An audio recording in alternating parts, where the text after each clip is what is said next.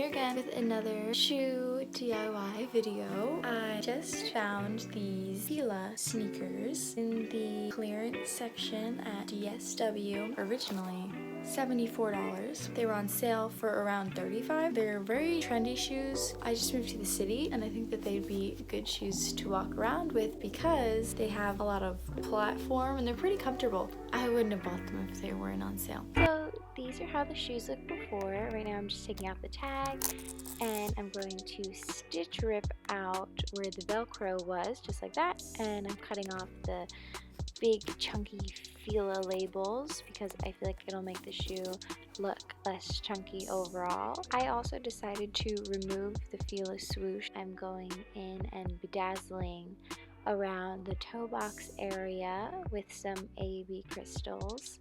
They're pretty and shiny. Here are some other design ideas that I had to use on the shoes, but in the end I went with the pretty stones. And here I am once again just finishing off the front part and moving to the back and side of the shoe. And here is how the shoes look in the end.